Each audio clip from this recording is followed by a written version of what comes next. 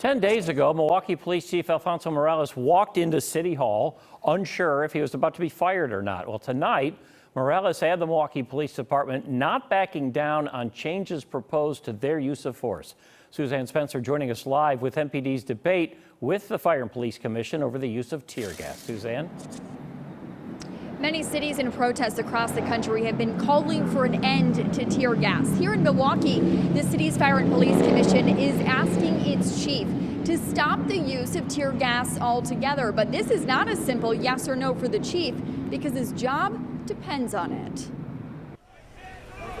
Use of force is under fire at Milwaukee's police department. 6 times chemical irritants were set off, police say, out of more than 100 protests since May 29th.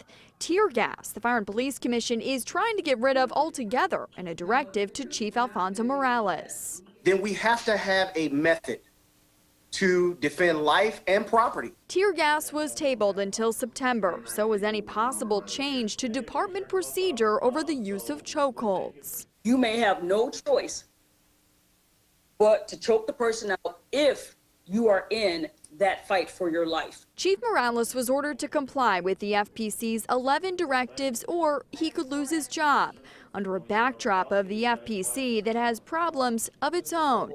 The mayor announcing Thursday he does not support FPC Chairman Stephen DeVogus remaining in his position.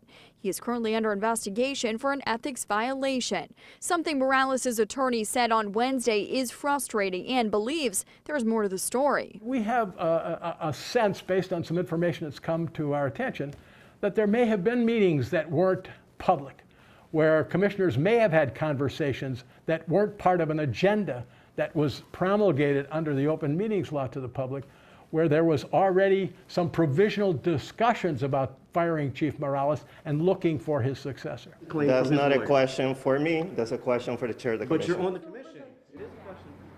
And the chairman of the board, Stephen DeVogus, was not at tonight's meeting. Chief Morales appeared virtually.